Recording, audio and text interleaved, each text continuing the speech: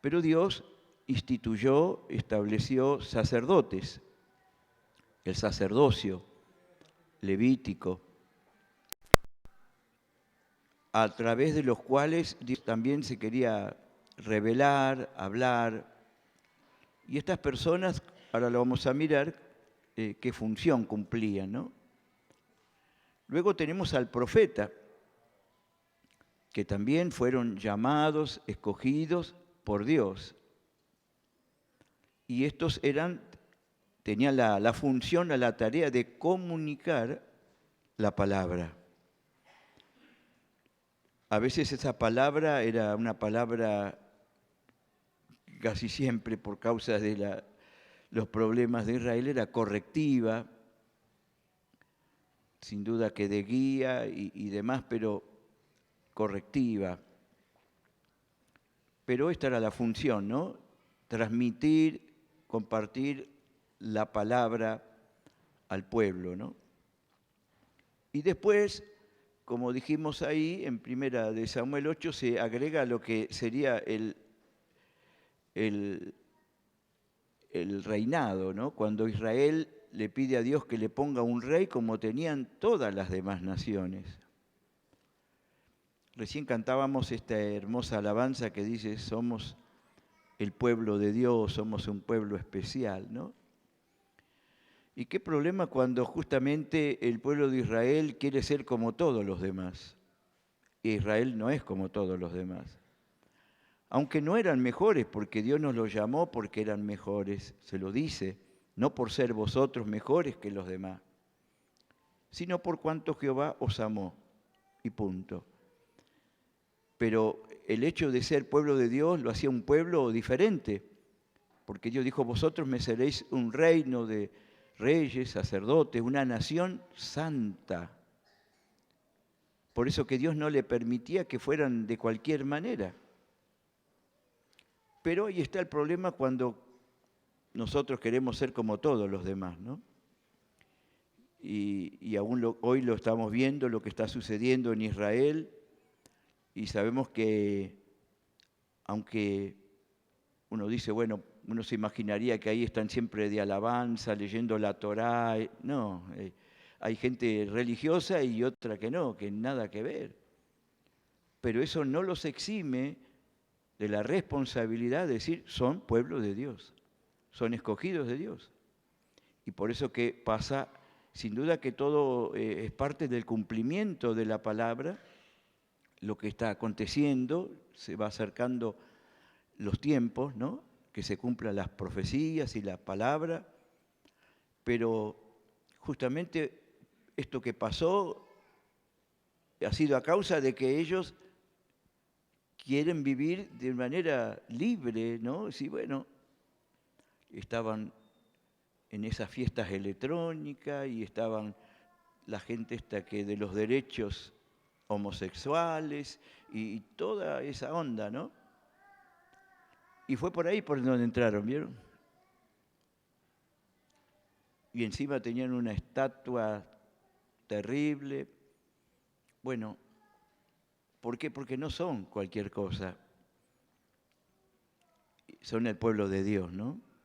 Y Dios sin duda que tiene que tratar con ellos, como lo ha hecho a través de toda la historia. Cuando uno lee las Escrituras va a ver que los grandes problemas que tuvo Israel fue por la desobediencia, la rebelión. Mientras ellos se mantuvieran y mantienen en relación, en obediencia, Dios los guardaba, los protegía, los bendecía. Pero cuando Israel pecaba, desobedecía, le faltaba la protección de Dios, ¿no? Ayúdanos, Señor, amén. Y a nosotros nos pasa algo parecido como iglesia, ¿no? Somos la iglesia, somos hijos de Dios, somos el pueblo de Dios. Entonces, no podemos andar como anda todo el mundo. Tiene que haber una separación y una diferencia. Amén. Estamos para ser luz del mundo, estamos para ser la sal de la tierra. Amén, hermano. Entonces tenemos esos, ¿no? Sacerdotes, profetas, y luego, bueno, Dios les permitió que pudiesen tener un rey. Empezó con Saúl, que fue desechado porque desobedeció la palabra, y después vino este maravilloso hombre de Dios y reinado que fue el de David, ¿no? Salomón, y bueno, ahí empezó todo a través de los reyes. Cada uno de estas funciones, estas tareas, estos ministerios, podríamos llamarlo así, en el Antiguo Testamento, nos muestran que hubo dos cosas esenciales, que es a lo que estamos mirando, ¿no? Hablando de dones y ministerios, que tenían dos cosas. Una era un llamado. Habían sido escogidos, habían sido llamados para esa función. Tanto el sacerdote, bien, en el caso de los sacerdotes es diferente en el sentido de que esto era por herencia o por tribu, ¿no es cierto? No había otro que pudiera cumplir, ¿no es cierto? Estaba Aarón, sus hijos y después toda la descendencia, pero tenían que ser de la misma tribu aquellos que iban a ocupar el lugar de sacerdote o el sacerdocio, ¿no? En eso cambiaba. Ahora, los profetas eran llamados, y vemos muchos profetas de distintas tribus, de Leví, de Judá, de aquí, de allá, de distintos lugares, ¿no? Pero eran llamados, ¿no es cierto? Los profetas, al igual que los reinados, ¿no? Después, porque ya ni con sacerdotes, ni con profetas, ni con reyes, no le alcanzaba, que hasta después Dios tuvo que poner, después del libro de Josué, lo que se llamó el tiempo de los jueces, ¿se acuerda? Los jueces, para que ministraran, gobernaran. Justamente usted va a encontrar allí en el libro Jueces una época muy triste, muy difícil, porque el libro también comienza y termina diciendo que cada uno hacía lo que se le daba la gana, ¿no? Dice, lo que bien le parecía. Entonces, cuando uno hace lo que se le da la gana, obviamente las cosas van a ir bien. Hola, amén. Entonces Dios tenía que levantar, los dejaba y dice, bueno, ustedes se hicieron la sopa, ahora se la toman. Dijo el hermano Celcio, ¿no es cierto? ¿Vos viste el caldo, querido? Ahora tomátelo. Amén. Queremos hacer esto, queremos hacerlo a nuestro modo, a nuestra manera, queremos que se nos da la gana. Bueno, está bien, hacelo. Pero después vienen las consecuencias, después vienen las lágrimas, los quebrantos. Hola. Por eso decía, porque quizá alguien decidió hacer algo, pero no oró, no consultó, no pidió consejo de oración, se la mandó solito. Hola. Estamos hablando de otro hermano, acá no hay ninguno de eso, ¿no? Eso acá nosotros, entre nosotros, eso no pasa, ¿no? Ah. Y después viene los lloros y los quebrantos. Entonces siempre decía, el pastor tenía ese dicho, querido, vos te hiciste el caldo, ahora tomátelo. Ahora tenemos que, todo tiene sus consecuencias, sí, Dios te perdona, Dios te misericordia, pero a veces hay consecuencias, ¿no? Amén. Entonces dice que Dios les levantaba, un juez los ayudaba, cuando ya estaban mejorcitos, ahí volvían otra vez a hacer lío. Y otra vez venían los problemas. Ahí lloraban otro poquito, clamaban a Dios, Dios les levantaba otro juez y así estaban. ¿Ve? Entonces, el libro es un libro triste porque es toda una etapa de problemas, de conflictos, de anarquía, desobediencia, ¿no? Ayúdanos, Señor. Amén. Pero ahí estaban estos hombres, como el de Sansón, por ejemplo, y sobre los cuales, dijimos, también estaba esto, ¿no? Eran llamados por Dios, escogidos, fue Sansón también, fue llamado, pero había una característica en estos también, y era que cada uno recibía, justamente a causa del llamado, recibía el aceite de la unción. Eran ungidos por Dios. ¿Me escucha, hermano? Estos hombres, para cumplir esa tarea, esa función, eran llamados, pero para, ¿no es cierto?, como para evidenciar, para manifestar el apoyo divino, estaba esa expresión física, esa demostración física de la unción de aceite. Amén. Vamos a mirar aquí, Primera de Samuel 16:13, por ejemplo. Primera de Samuel 16:13.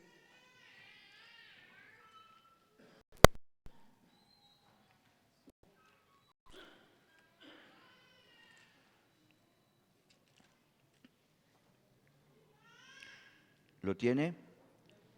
Y dice así en el nombre del Señor: y Samuel tomó el cuerno del aceite y lo ungió en medio de sus hermanos. Y desde aquel día en adelante el Espíritu de Jehová vino sobre David. Se levantó luego Samuel y se volvió a Ramá. Amén. Qué bueno, ¿no? Ser llamados, ser escogidos por Dios, pero también como una señal, una manifestación de la aprobación divina, del apoyo, del respaldo, tenía que venir la unción de aceite. Vamos a Primera de Reyes, capítulo 1, Primera de Reyes, capítulo 1. Este es David y ahora lo tenemos a 1:9 de Primera de Reyes, el ungimiento de Salomón, que dice: y tomando el sacerdote Sadoc el cuerno del aceite del tabernáculo, ungió a Salomón, y tocaron trompeta, y dijo todo el pueblo: viva el rey Salomón. Amén. Entonces vemos que, y así podíamos ir mirando, ¿no? Cada uno de estos eran ungidos cuando se oraron por Aarón, oraron por sus hijos, también lo ungieron con aceite, ¿no? Le pusieron las vestiduras primorosas. Es decir, nadie llegaba a cumplir la tarea o la función sin haber sido ungidos. Hola, amén. Sin tener sobre su vida el aceite. Ahora, ese aceite representaba que había sido llamado, escogido por Dios. Y acá también hay algo que a veces para nuestra enseñanza también, ¿no? Que no es fácil. Pero David, usted fíjese que cuando leímos de David, en Primera de Samuel, si volvemos un poquito, 16, Primera de Samuel 16,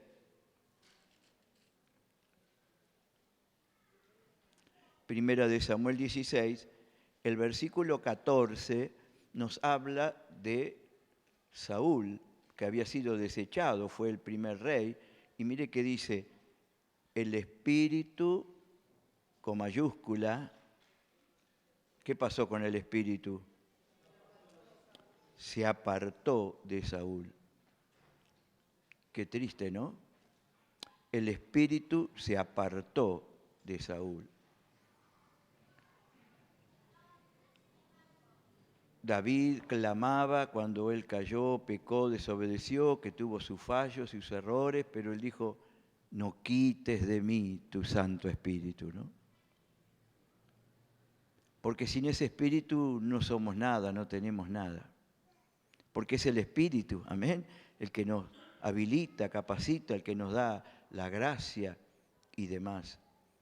Pero a causa de esa desobediencia persistente, el nunca reconocer, el nunca, porque como decimos siempre, hermanos, sin reconocimiento no hay arrepentimiento.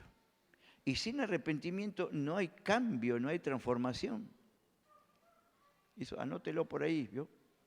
Porque para usted o para otro, la persona tiene que reconocer, porque el reconocimiento lo va a llevar al arrepentimiento. Pero nadie se va a arrepentir de lo que no reconoce. Yo no hice nada. Yo no fui. ¿Qué pasó en el huerto? ¿Qué hiciste? La mujer que me diste. Y la mujer, la serpiente me engañó. Y la serpiente se puso a llorar y dijo, siempre me echan la culpa.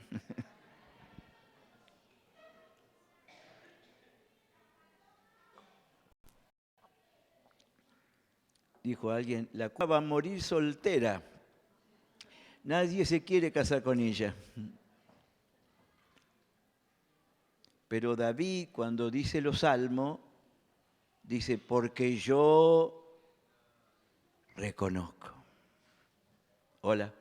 Porque yo reconozco. ¿Sabe cuántos problemas se evitarían, no? ¿Cuántos problemas se evitarían con eso? Pero el orgullo, la soberbia, la altivez, impide a que el hombre muchas veces diga, yo reconozco. Sí, está bien, tenés razón. Pero David dijo, yo reconozco. Y eso lo llevó al arrepentimiento, al perdón, y el perdón a la transformación. Ahora, Saúl jamás reconoció. Y como nunca reconoció, jamás se arrepintió. Siempre tenía una excusa. Por eso en 1 Samuel 15:22 dice, mejor que los sacrificios es la obediencia. Él siempre se justificaba, no por esto, no porque por aquello, no, nunca dijo sí, fallé, pequé, no hice lo que Dios me pidió. Y ya está. Pero él siempre justificaba. Siempre buscaba una excusa para no reconocer. Y mientras no exista eso, usted va a ver que la persona no quiere cambiar. Hola. Mientras la persona no tenga reconocimiento, no hay arrepentimiento, y mientras no hay arrepentimiento, nunca va a haber transformación. Y por eso que Dios, ¿qué hizo? Lo desechó. Por cuanto tú desechaste la palabra, Dios también te ha desechado y se ha buscado uno que va a hacer todo lo que está en mi corazón. Y ese era David, ¿no es cierto? Amén. Ayúdanos, Señor. Por eso que quería decir que David estaba diciendo de el ungido, la persona ungido. Y sabe que a pesar de las locuras, de la desobediencia y de las cosas que tenía Saúl, era un hombre ungido. A veces se ha hablado mucho de esta expresión, ¿no? Quizás a veces desmedidamente, pero cuando dice, y no busqué esos textos yo, pero te los recordará, cuando dice, Dios dice, no toquéis a mis ungidos. No toquéis a mis ungidos, ¿no? Ojo con eso. Hola. Y eso fue lo que hizo David. Quizás como persona tenía todos sus fallos, sus errores, cosas que no, para nada de acuerdo, pero David reconocía que sobre él estaba la unción del Señor, que había sido ungido, como diciendo que se haga cargo el Señor, pero que Dios me libre de tocar a su ungido, dijo, ¿no es cierto? Tuvo dos oportunidades de vengarse, tuvo dos oportunidades de matarlo, de dañarlo, no sé, pero no lo hizo. Inclusive dice que cuando cortó el borde de su manto, ¿no es cierto? Creo que todos estamos familiarizados con esto, si no búsquelo después. Cuando cortó el borde, porque lo tenía ahí, y cortó el borde como para decirle, mirá dónde te tuve, mirá, te tuve. Si hubiese querido, pero dice que cuando cortó se turbó su alma. Ay, le dio una cosa. Simplemente por haber hecho eso. Porque había un respeto, un temor, y él menciona esto, ¿no? Es decir, a la unción que había sobre él, al aceite, a la unción, con lo cual Dios lo había ungido. Y Dios sabrá qué va a hacer con sus ungidos. Amén. Como diciendo, ustedes no lo toquen, déjenmelo a mí. Y usted vio lo que pasó con Saúl. Dios se encargó. No lo tuvo que hacer David. Ayúdanos, Señor. Amén. Y esto, como de paso, ¿no es cierto? Cuidado. Ayúdanos, Señor. A veces somos muy rápidos para hablar o qué sé yo, bueno, tantas cosas que podíamos decir de esto. Pero es importante y eso nos enseña también esto, ¿no? Estos hombres, sacerdotes, profetas, reyes, fueron llamados, fueron escogidos y fueron ungidos. Aún los que eran los jueces también vemos esa característica. Ahora, esos oficios, hermano, que estamos hablando, rey, sacerdote y profeta, también nos señalan y apuntan hacia Cristo. Quiere decir que cuando uno va al Nuevo Testamento, va a encontrar que en la persona de Jesús se cumplieron estos oficios. Jesús fue rey, Jesús fue sumo sacerdote y fue profeta. Amén. Además, ¿no es cierto? Porque estos eran los oficios que estaban en el Antiguo Testamento. Pero luego en el Nuevo se amplía, ¿no? Y tenemos que Jesús fue maestro, porque le decían rabí, ¿se acuerda? Fue un apóstol, el apóstol. Y también, ¿no es cierto?, lo vemos, fue un gran evangelista, porque siempre estaba hablando, ganando.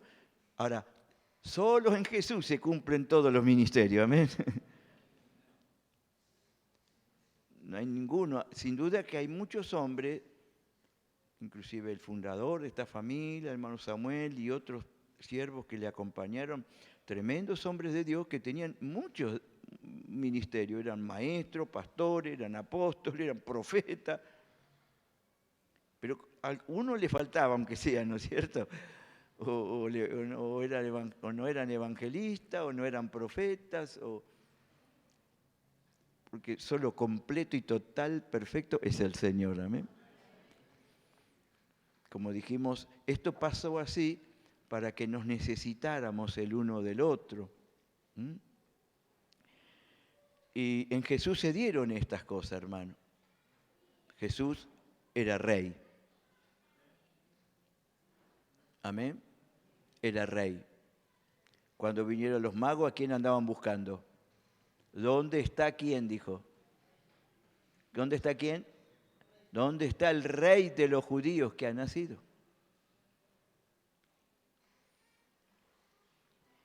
Y una vuelta lo quisieron buscar para hacerlo rey, pero un rey terrenal, un político, ¿no es cierto? Un candidato humano. No, dice, mi reino no es de este mundo. Amén. Cuando lo crucificaron, se burlaban de él, le pusieron la corona, ¿se acuerda? De espinas, el manto, y se burlaban, decían, he aquí, acá está vuestro rey. Y ellos rechazaron el reinado de Jesús y dijeron, no queremos que éste reine sobre nosotros. Y así está el mundo. No queremos que éste reine. Ayúdanos, Señor. Rechazaron el señorío, rechazaron la autoridad, rechazaron el gobierno de Jesús. Ayúdanos, Señor, amén. Pero un día, y falta muy poco, va a venir el Rey de Reyes y el Señor de Señores. Aleluya. Gloria al Señor. Sumo sacerdote, ya no simplemente sacerdote, sino sumo sacerdote. Y el sumo sacerdote sabemos que era aquel que podía entrar al lugar santísimo. Y la Biblia dice, ahí en hebreo, está muy interesante para leerlo, nos dice que él entró allí al lugar santo, santísimo, no con la sangre de los toros, sino con su propia sangre entró al lugar, a la presencia de Dios. Amén. Y una de las funciones que tenía el sacerdote era, ¿no es cierto?, orar, interceder por todos nosotros, ¿no? Y así está Jesús, ¿no es cierto?, orando, intercediendo por cada una de nuestras vidas. Tenemos al sacerdote que ya no es según el orden de Aarón, de Leví, sino según el orden de Melquisedec, sacerdote para siempre. Amén. Bueno, ve que nos metemos y empezamos a nadar en el río, como dicen, ¿no? Las profundidades ahí. Así estamos mirando por arribita nomás, ¿no? Ayúdanos, Señor, amén. Y por supuesto que él era profeta. Él conocía lo que había en el corazón del hombre, él vino a comunicar la palabra, él vino a hablar, a enseñar, revelar, a denunciar, a corregir, con la palabra. Amén, con la palabra. Cuando habló con la mujer samaritana, le dijo, Señor, me parece que tú eres profeta. Cuando le dijo, anda a buscar a tu marido, bueno, no toquemos ese tema, capaz que la mujer dijo, vamos a hablar de otra cosa. Porque parecía que, a ver, perdóneme que lo diga así, pero como que la cosa se venía poniendo como que muy espiritual, ¿no? En ella. Pero a Jesús no lo podemos, ¿no es cierto? Porque dicen, no, ustedes dicen que que es aquí en Jerusalén, nosotros decimos que allá en el monte de Gerizim y que esto, y ahí es donde Jesús le dijo, mira, querida, no es ni acá ni allá, no es un lugar, es en el espíritu y en verdad, así es como el Padre quiere, no es un lugar físico lo que Dios está buscando, Dios busca adoradores que le adoren en espíritu y en verdad. Hola, amén. Y ahí fue cuando dijo, anda a buscar a tu marido. Y ella, qué hermoso, porque ella fue sincera. No tengo marido. No tengo, ¿ves? Qué hermoso, ¿no? Conocía sus asuntos, conocía su condición, su realidad, como conoce la tuya, la mía. Yo reconozco que estamos hablando, ¿ves? Y Jesús le dijo, bien has dicho, bien has dicho. Porque 5 maridos has tenido y el que ahora tiene no es tu marido. Esto lo has dicho con verdad. Primero lo vio como diciendo, y tú eres un hombre judío y hablas conmigo que soy samaritana. Primero lo vio como un hombre, pero a medida que iba charlando, lo iba descubriendo. Hasta ese punto que, Señor, me parece que tú eres profeta. Pero cuando fue a hablarle a los samaritanos y testificarle, ya ni siquiera como profeta, dijo, creo que es el Mesías, gloria a Dios, amén. Se fue revelando el Señor, ¿ve? A su vida. Primero lo vio como un hombre más. ¿Cómo? Tú siendo judío y siendo hombre estás hablando conmigo, porque judío y samaritano no se trataban y qué sé yo. Bueno, todas esas cuestiones que tenía. Qué grande es el Señor, ¿no? Ahí estaba avanzando Jesús, ¿ve? Por eso dice que cuando le trajeron comida, yo ya comí.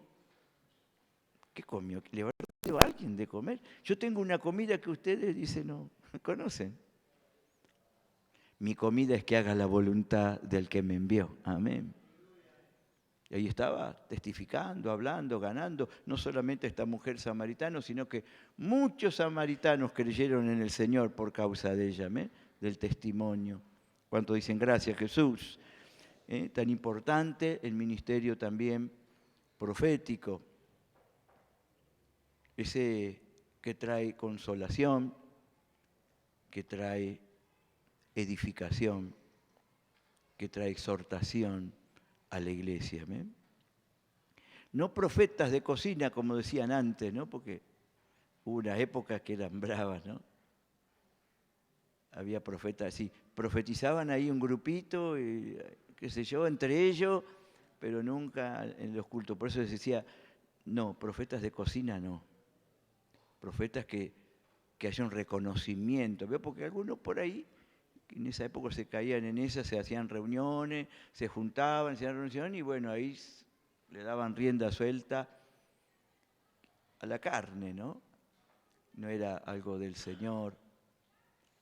Entonces, claro, se profetizaba. Ayúdanos, Señor, ¿no? Porque el espíritu de error, de mentira, de engaño, no era realmente, ¿no? Bueno, pero es tan necesario y es tan importante para la edificación de la iglesia, el ministerio o la palabra, sin necesidad de que sea ministerio, pero palabra profética del Señor. Amén. Aunque Pedro nos dice que tenemos la palabra profética más segura. ¿Cuál es la palabra profética más segura? ¿Cuál es? Bueno, dos hermanos levantaron la Biblia. ¿Cuál es la palabra profética más segura? Ahora hay unas cuantas más. A la cual hacéis bien en estar atentos, porque esta es infalible. La otra, bueno, hasta dice la palabra que se puede juzgar, pero esta no se puede juzgar. Ella te canta la justa. ¿Eh? Hola, qué grande el Señor, ¿no? Hola, ayúdanos, Señor. Estos entonces se cumplieron en Jesús esos ministerios. Era rey, era sumo sacerdote, es rey, es profeta, ¿no es cierto? Fue profeta aquí en la tierra. Ahora, escúcheme, hermano, tome nota. Ahora, estos oficios también, de alguna manera, tienen que aplicarse a nuestras vidas, al liderazgo. Estos, para aquellos que son, bueno, obreros, líderes, también deben pueden aplicarse al liderazgo, a los que trabajamos con gente. Además del ministerio particular o los dones que Dios quiera tener. El sacerdote, ¿por qué? Porque era orar, velar por el pueblo. ¿Usted ora por su grupo? Amén. Vela, ora, intercede. Velar, orar, interceder. Y fíjese que dice que el sacerdote hacía esta función. Es interesante. El sacerdote representaba al pueblo delante de Dios. El sacerdote representaba al pueblo delante de Dios. Pero también el sacerdote representaba a Dios delante del pueblo. ¿Ve? Porque iba la presencia de Dios. ¿Se acuerda que tenían acá? ¿Qué tenía acá el sacerdote? ¿Se acuerda? ¿Cómo se llama? No.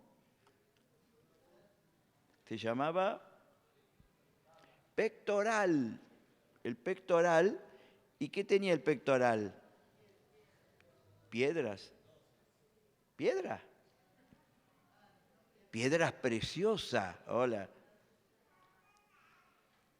12 piedras. Cada una de esas piedras, ¿qué quería decir? 12. ¿Qué estaba diciendo? Representaba a una de las tribus de Israel. 12 piedras diferentes. ¿Me está entendiendo? Es decir, cuando él iba a la presencia de Dios, iba con ese pectoral, esas 12 piedras que representaban al pueblo de Israel y lo llevaban en su pecho delante de la presencia de Dios. Qué tremendo, ¿no? Pero también, como aquel Moisés que subía y estaba delante del Señor, cuando bajaba, ¿qué hacía? Representaba. ¿Se acuerda que se veía en él que la gloria, no se podía ver su rostro, dice, porque cuando bajaba estaba lleno de la gloria del Señor? Entonces, qué bien Y la Biblia dice, ¿no es cierto? Si bien en algún sentido es para todos, porque dice Apocalipsis que Él nos hizo reyes y sacerdotes para Dios, amén.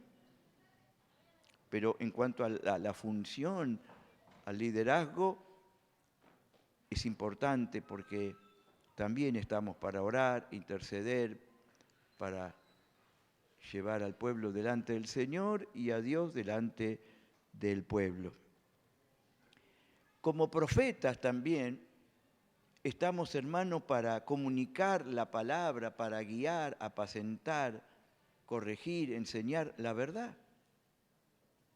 Estamos para hablar la verdad de Dios. Amén. Esa palabra que es, sí, es de ánimo y de fortaleza, pero también es formativa, es correctiva. Amén. No todo es miel y dulce de leche, ¿no es cierto? A veces una palabrita un poquito, ¿no? ¿O se ofende usted cuando viene la palabra media fuerte, media? Dijo algo, a veces somos como el gato, ¿viste? Mientras al gato vos lo acariciés para el lado que va el pelo, el gato se ronronea, se mueve para acá. Ahora, acariciarlo al revés al gato y te pega unos arañazos, ¿no es cierto? Y así parece que cuando la palabra viene y nos están sobando el lomo, como dice, ¿no? Ahí estamos bien. Qué linda palabra. Pero ya cuando la palabra viene media pesada, media que los botines de punta, se vino con todo el pastor hoy, y ya ahí ya cuesta tragarla, ¿no? Cuesta digerirla. Pero es palabra de Dios, es palabra correctiva, formativa, es palabra que es para nuestro bien, para nuestra sanidad, para nuestra formación. Amén, hermano. Entonces, para eso está. ¿Qué le pasaba a Jeremías? Jeremías, ¿por qué le decían el profeta llorón? Se la pasaba llorando, pobre. ¿Por qué? Porque no los querían a los profetas, hermano. Ve como ese rey que decía del profeta, este siempre me profetiza mal, decía uno. Este siempre me habla mal. Estaban los otros que le decían todo lo que él quería escuchar. Entonces ahí, sí, no, vaya, rey, todo va a salir bárbaro, Dios está contigo, hay victoria, hay bendición, todo va a salir hermoso. Y estaba el otro profeta y dice, eso no, vos vas a salir de acá y Dios va a estar en contra de ti, te va a salir todo mal y van a perder delante de sus... ¿Viste qué te dije yo? Ayúdanos, Señor, amén.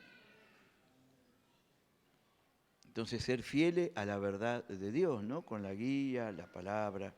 Entonces, se da cuenta, hermano, que también estos oficios como sacerdotes, profetas y reyes, tiene que haber un equilibrio entre estas cosas, ¿no? Pero reyes nos hablan de autoridad, de gobierno. Pero esa autoridad y ese gobierno no es para ser, como dijimos, un déspota, ¿no? Tirano. Y vamos a mirar ahí junto con esto en Lucas 22, verso 25, Lucas 22, Jesús hablando de estas cosas, de la conducta, las actitudes. Lucas 22,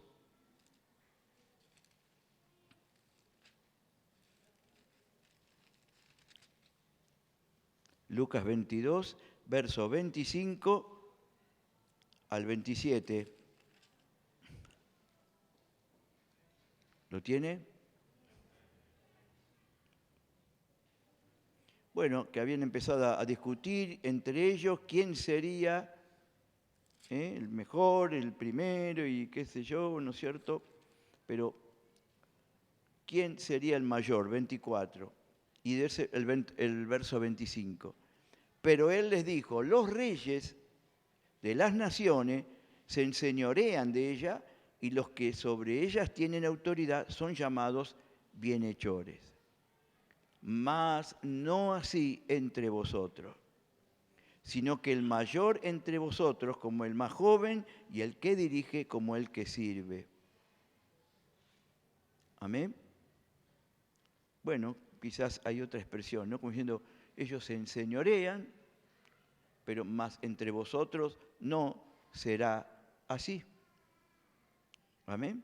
Ahora vamos a Primera de Pedro, capítulo 5, cuando da unas instrucciones a los pastores, a los líderes, a los que están en función de esto. Primera de Pedro, capítulo 5.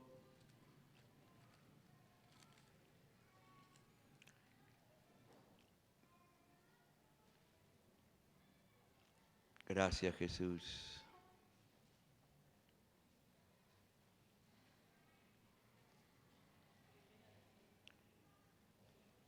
¿Lo tiene?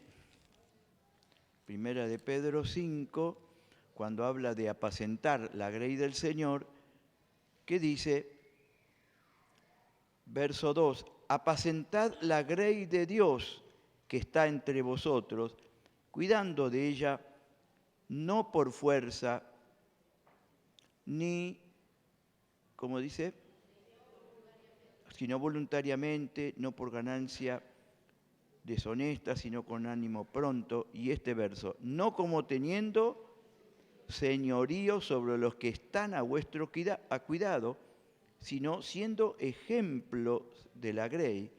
Y cuando aparezca el príncipe de los pastores, vosotros recibiréis la corona incorruptible de gloria. Amén. Como reyes, pero no como quizás el reino, el gobierno, la autoridad del mundo, sino con el fin de que Dios nos ha dado una autoridad, pero es una autoridad delegada, ¿no? Con el fin de guiar, conducir, ¿no? Pero no como teniendo señorío, dice, ¿no? Ayúdanos, Señor. Amén. Y por último, ¿no es cierto, hermano? Poder mirar, repetir una vez más, ninguna de estos oficios, ninguna de estas tareas o servicios, ministerios, se podía hacer o cumplir sin tener la unción del Señor. Si miramos la vida de Jesús, vamos ahí a Hechos 10:38, Hechos capítulo 10, versículo 38, como 2 o 3 textos más, y Hechos capítulo 10 y verso 38, que dice,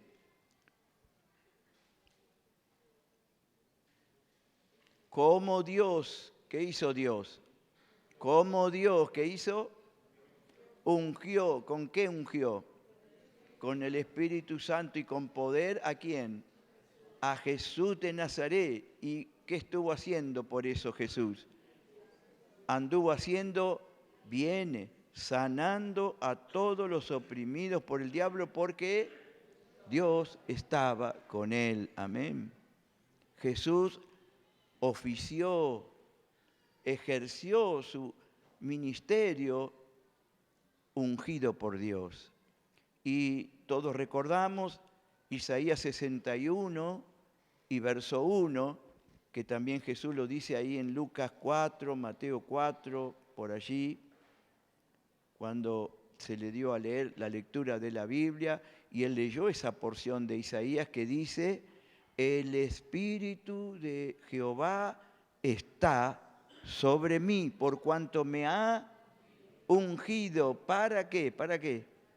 Para sanar a los quebrantados de corazón, para abrir la vista a los ciegos, a los cautivos, apertura de cárcel, y bueno, pero él dice, antes de comenzar su ministerio, él justamente lee esta porción, el Espíritu de Dios está sobre mí.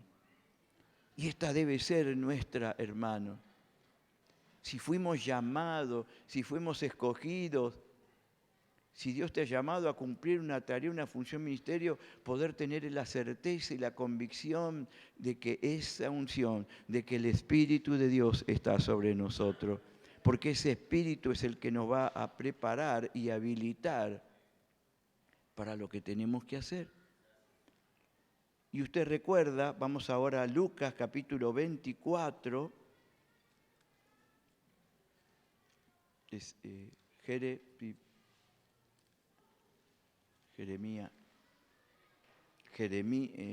iba a buscar Jeremías en Jeremías. Lucas 24.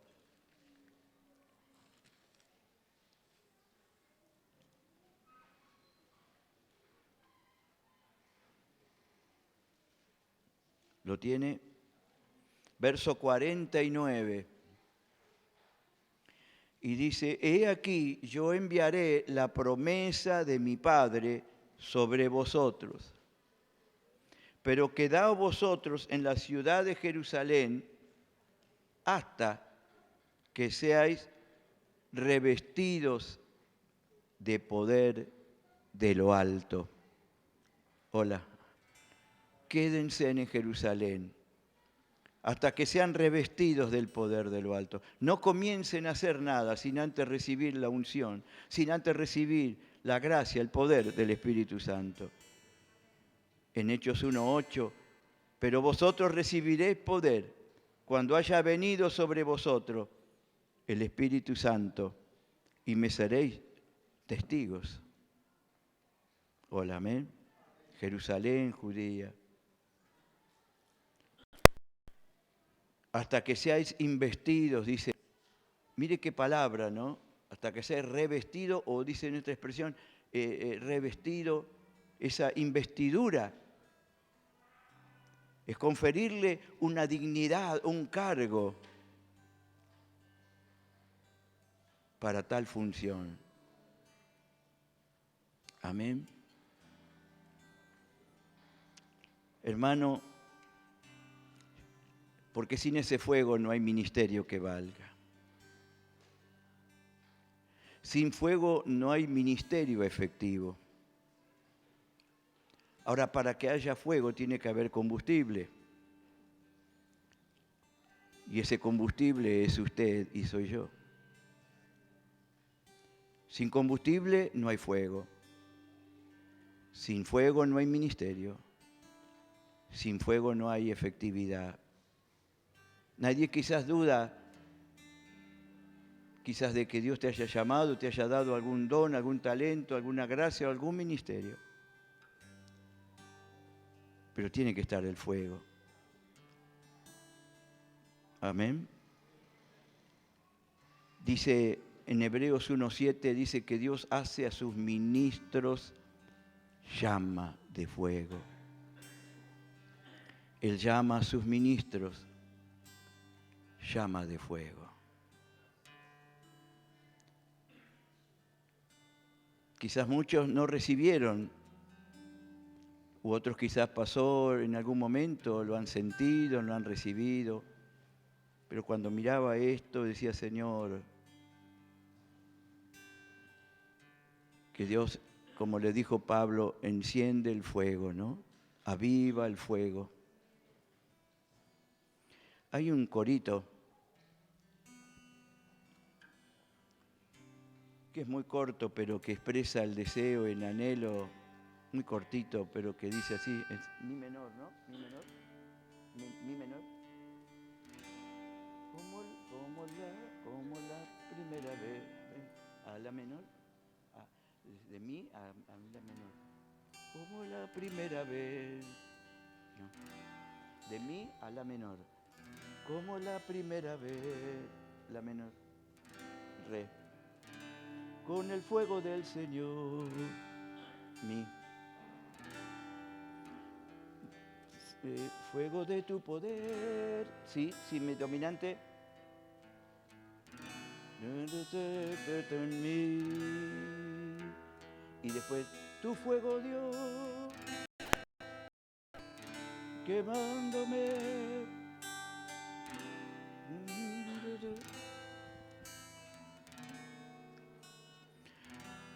quiere estar de pie y decirle, escúchelo, y si después puede cantarlo.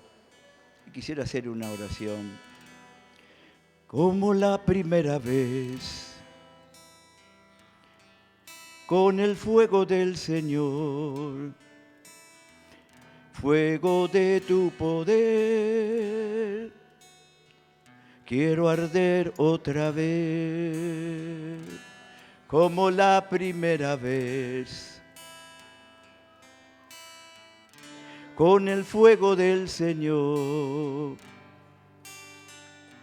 fuego de tu poder, quiero arder otra vez.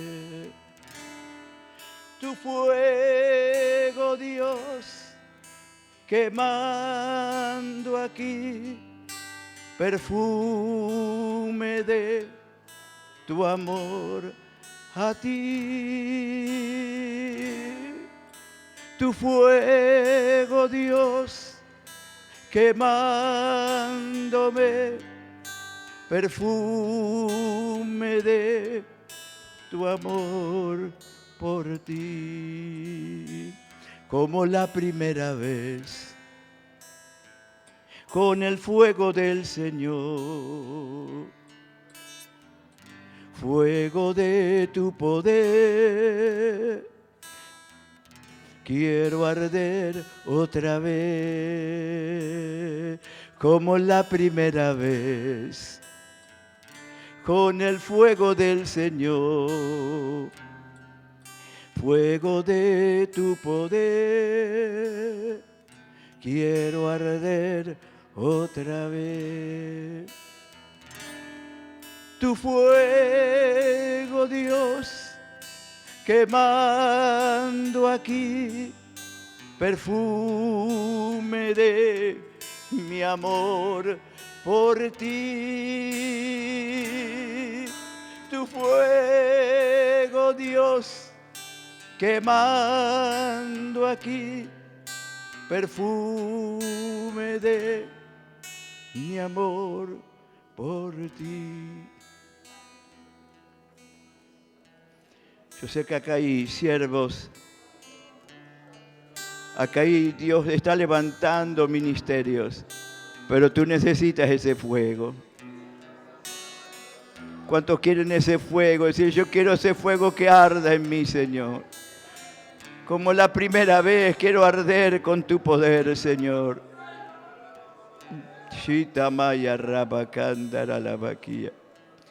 Dios está levantando evangelistas, pastores, maestros, siervos. Sin duda que tenés un llamado, pero necesitas el fuego que tuvo estos hombres de Dios. Chitaramakanda. Si no lo has recibido, pedir en esta noche, Señor, yo quiero que este fuego arda en mi vida, quiero la unción, quiero la gracia, quiero el poder del Espíritu Santo.